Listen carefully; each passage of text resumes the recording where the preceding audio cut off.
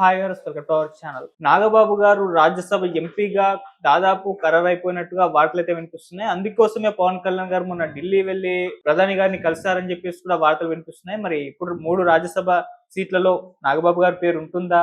ఆయన కన్ఫర్మ్ ఏనా? మరి పవన్ కళ్యాణ్ గారు ఢిల్లీ టూర్ కూడా సక్సెస్ అయిపోయినట్టేనా? ఇప్పుడు ఇదే అంశం మీద డిస్కస్ చేయడానికి ప్రెజెంట్ మనతో పాటు జయదేవ్ గారు సీనియర్ జర్నలిస్ట్ ఉన్నారు. వారి కోసం డిస్కస్ చేసి తెలుసుకుందాం. సార్ నమస్కారం సార్. నమస్తే అండి. సార్ నాగబాబు గారు కూడా రాజ్యసభ ఎంపీగా పోటీ చేసే అవకాశం కనిపిస్తుంది. ఆయనకు ఆ సీట్ కూడా ఇచ్చేసినట్టుగా వార్తలైతే వినిపిస్తున్నాయి సార్. అందుకోసమే పవన్ కళ్యాణ్ కూడా మొన్న ఢిల్లీ టూర్ ప్లాన్ చేసుకున్నారు. తన బ్రదర్‌ని ఈ విధంగా చేయాలని చెప్పేసి అన్నట్టుగా కూడా వార్తలు వినిపిస్తున్నాయి సార్. నాగబాబు గారి పేరు కన్ఫర్మ్ అయిపోయినట్టునా? మరి మీరేం చెప్తారు సార్? ఇది నాగబాబు గారి పేరు కన్ఫర్మ్ అయింది, రాజ్యసభ సీటు గ్యారంటీ అనేది సోషల్ మీడియా వేదికగా నడుస్తున్న సమాచారం. మేబీ జన సైనికుల్లో ఉండే కొంతమంది అనుచరులు మాట్లాడుకుంటున్న విషయాలు ఈ విధంగా వైరల్ అయినా అయ్యుండొచ్చు. కానీ పవన్ కళ్యాణ్ గారు వెళ్ళింది ఆల్మోస్ట్ ఆల్ అసెంబ్లీ, ఏదైతే మహారాష్ట్ర అసెంబ్లీ ఎన్నికల్లో విజయం సాధించిన తర్వాత ఆయన ప్రచారం చేసిన సుమారుగా ఒక 6-7 నియోజకవర్గాలకు సంబంధించి అన్నీ సక్సెస్ అయ్యాయి. ఇంకోటి ఏది డోంగ్లేరో ఏదో సంథింగ్, ఆ నియోజకవర్గం ఇంతవరకు ఎప్పుడు బీజేపీ గెలవలేదంట, కూటమి. సో ఈ నెల ప్రచారం చేశాక అది ఒక రికార్డ్ అని చెప్పి ఇంతకుముందు ఎవడో స్టేటస్ కూడా పెట్టారు. సో దీని తర్వాత అంత ప్రశాంతంగా ఎలక్షన్స్ తర్వాత ఇప్పుడు పార్టీ పెట్టి ఎలక్షన్స్లో గెలిచి డిప్యూటీ సీఎం అయిన తర్వాత ఇది రెండోసారి అనుకుంటా ఢిల్లీ వాళ్ళు. మొన్న అమిత్ షా గారిని కలవడానికి వెళ్ళారు, ఇప్పుడు ప్రధానమంత్రి నరేంద్ర మోదీ గారిని కలిశారు. ప్రశాంతంగా 3 రోజులు గడిపింది ఇదే మొదటిసారంట. సో అలాంటప్పుడు ఆయన కలిసినప్పుడు కూడా ఆయన ఒక ముందు కన్నా ఇంకా ఆయనకి బాగా పట్టు పెరిగింది, సెంట్రల్లో కూడా అందరి దగ్గర గుర్తింపు కూడా పెరిగింది అనే రకంగా సోషల్ మీడియా వేదికగా వార్తలు హల్చల్ చేస్తుంది. ఓకే. ఇది కాకుండా ఆయన ఏదైతే రాజమండ్రిదో సంథింగ్ కాకినాడ ఎంపీకి సంబంధించి ఈయన కొంచెం త్యాగం చేశారు బీజేపీకి. అది యాక్చువల్గా నాగబాబు గారు పోటీ చేయాల్సిన కాన్స్టిట్యూషన్. బట్ కూటమి కోసం ఎలాగైనా వైసీపీ ప్రభుత్వాన్ని పడగొట్టాలనే ఉద్దేశంతోనే కూటమిలో చేరారు కాబట్టి అప్పుడు త్యాగం చేసిన దాంట్లో నాగబాబు గారు కూడా ఉన్నారు. సో అప్పుడు చెప్పారంట, అనే నీకు రాజ్యసభ అయినా నీకు చేపిస్తానన్నట్టుగా పవన్ కళ్యాణ్ గారు అప్పట్లో మాట ఇచ్చారన్నట్టు కూడా వార్తలు ఉన్నాయి తప్ప ఎక్కడ న్యూస్ అయితే లేదు. అంటే సభాముఖంగా ఆయన ప్రెస్ మీట్ లో ఎక్కడ మాట్లాడిన సందర్భాలు లేవు. కానీ ఖచ్చితంగా ఇది అన్నయ్యకి ఏదో చెయ్యాలి, ఎందుకంటే పార్టీ వ్యవహారాలని పవన్ కళ్యాణ్ గారి తర్వాత భుజానికి ఎత్తుకుని కింద స్థాయిలో అందరినీ సాటిస్ఫై చేసి ఎక్కడైనా పొరపచ్చాలు వచ్చినా, ఇష్యూస్ వచ్చినా మాట్లాడి సెటిల్ చేసేది నాగబాబు గారే. ఎందుకంటే పార్టీ వ్యవహారాలు ప్రతినిధులు ఉన్నారు కదా, వాళ్ళతో మాట్లాడుతున్నప్పుడు వాళ్ళు చాలా సందర్భాలు చెప్పారు, మాకు ఏదైనా ఉన్నా కూడా మాకు మంత్లీ వన్స్ కానీ 15 days ఒకసారి కానీ కాన్ఫరెన్స్ కాల్లో కూడా మాట్లాడుతుంటామండి. ఎట్లా ఉంది పార్టీ, కార్యకర్తలు ఏమనుకుంటున్నారు, అభిప్రాయం ఎలా ఉంది అని కూడా నాగబాబు గారు ఇన్పుట్స్ తీసుకొని అది కళ్యాణ్ బాబు గారు చెప్తుంటారు. సో అటువంటి బాధ్యతలో ఉన్న నాగబాబు గారు ఖచ్చితంగా ఏదో కీలక పదవి అయితే ఇవ్వాలి. పార్టీలో ఉండే కీలక పదవి ఎలాగో ఉంటుంది, బట్ ప్రభుత్వం తరఫున అధికారికంగా ఆదరించగా ఏదైనా ఉంటే బాగుంటుంది అనేది ఒక అభిప్రాయం. అది పవన్ కళ్యాణ్ గారు ఎప్పుడో మాట ఇచ్చారట, ఖచ్చితంగా నిలబెట్టుకుంటారు. ఇకపోతే ఏదైతే బీజేపీలో ఉన్న కృష్ణయ్య గారు ఇప్పుడు వైసీపీకి సంబంధించి వైసీపీ 3 మస్తాన్ రావు గారు, అలాగే మోపిదేవి గారు, ఆర్ కృష్ణ బీసీ ప్రెసిడెంట్ గారు, బీసీ కులాల ప్రెసిడెంట్. సో ఆయన ముందు టీడీపీలో ఉండేవారు, తర్వాత బీజేపీకి వెళ్ళినట్టున్నారు. 2014లో ఇక్కడ మన ఎల్బీ నగర్ అక్కడి నుంచి గెలిచారు కూడా కదా. సో తర్వాత టీడీపీ, తర్వాత బీజేపీ, ఇప్పుడు వైసీపీ ద్వారా రాజ్యసభ సభ్యులుగా ఉన్నారు.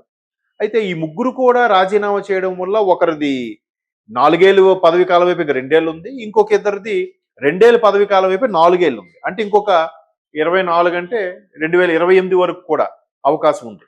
సో ఆ 3 రాజీనామా చేయబడ్డాయి కాబట్టి ఆ రాజ్యసభ సీట్లు ఏవైతే రాజీనామా చేశారో ఇప్పుడున్న 164 కదా, 164 అంటే 3 డివైడెడ్ బై 3 వేస్తే ఒక్కొక్కరికి 50+ ఎన్నో ఎమ్మెల్యేల సీట్లు వస్తాయి.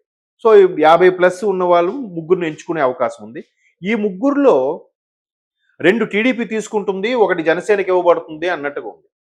లేదు రాజ్యసభలో పట్టు పెంచుకోవడానికి బీజేపీ విశ్వ ప్రయత్నాలు చేస్తుంది కాబట్టి, ఆల్రెడీ వైసీపీకి రాజ్యసభలో పట్టుత్వం ఉంది కాబట్టి అది కొంచెం తగ్గించుకోవాలి, అందుకే వైసీపీకి ఇన్ని రోజులు బీజేపీ సపోర్ట్ చేసింది అనేది కూడా ఒక వార్త ఉంది కదా. సో ఖచ్చితంగా బీజేపీ కూడా ఒక సీటు అడుగుతుంది అనేది బీజేపీ వాళ్ళ అభిప్రాయం.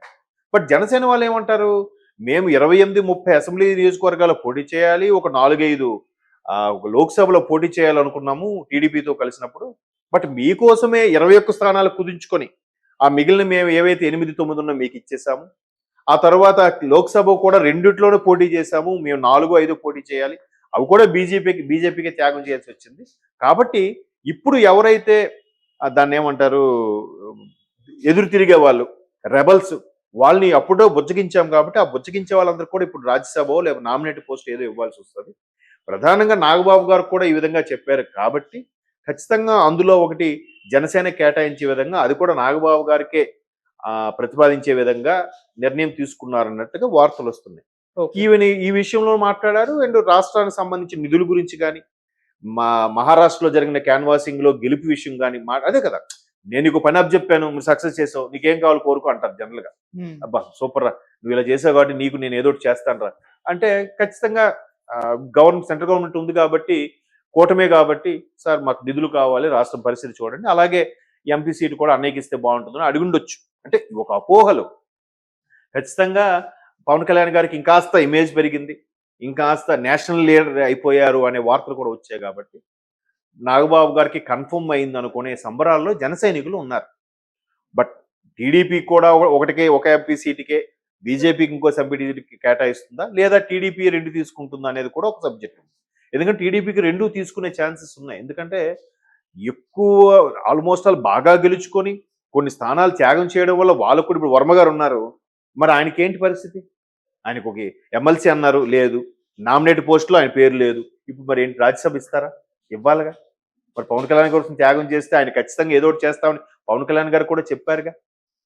సో ఇట్లాంటివి టీడీపీకి కూడా చాలా హడ్డిల్స్ ఉన్నాయి కాబట్టి టీడీపీ 2 తీసుకొని జనసేన 1 తీసుకుంటే ఆ 1 కూడా నాగబాబు గారికి ఇచ్చే అవకాశాలు ఉన్నాయి అనేది బలంగా వినబడుతున్న వార్త. చూద్దాం మరి ఈయన మాట చెల్లుబాటు అయ్యే అవకాశాలు కూడా ఉన్నాయి పవన్ కళ్యాణ్ గారికి. అదే ఇప్పుడు వైరల్ అవుతుండొచ్చు మేబీ. అంటే అంతకుముందు నాగబాబు గారు నేను పొలిటికల్ గా దూరంగా ఉంటాను, ఎటువంటి తీసుకున్నాను, టీటీడీ చైర్మన్ అప్పుడు అన్నప్పుడు రూమర్స్ వచ్చినప్పుడు నేను దూరంగా ఉంటానని చెప్పేసి ఇప్పుడు తీసుకుంటారా, ఇస్తే ఏంటి ఆయన? లేదు, తీసుకుంటే బాగుంటుంది. అంటే పార్టీ పరంగా చెప్పాను కదా, కీలకమైన పదవి ఉన్నా ఆయన అంతకుముందు కూడా, ఇప్పుడు చిరంజీవి గారు అనుకోండి, పార్టీ పెట్టారు, ఎమ్మెల్యేగా గెలిచారు, అసెంబ్లీ వెళ్ళారు, చూశారు, తర్వాత కాంగ్రెస్ లో విలీనం చేసిన తర్వాత సెంట్రల్ మినిస్టర్ అయ్యారు, రాజ్యసభ ఎంపీతో పాటు సెంట్రల్ మినిస్టర్ అయ్యారు, ఆయన చూశారు. ఈయన డిప్యూటీ సీఎం. మరి నాగబాబు గారు ఇంతవరకు ఎమ్మెల్యేగా కూడా చేయలేదు, ఎంపీగా కూడా చేయలేదు. ఉంటుంది కదా ఒక్కసారైనా ప్రజాప్రతినిధుల సభలో ఉండడం అనేది, పైగా రాజ్యసభ అంటే పెద్దల సభ,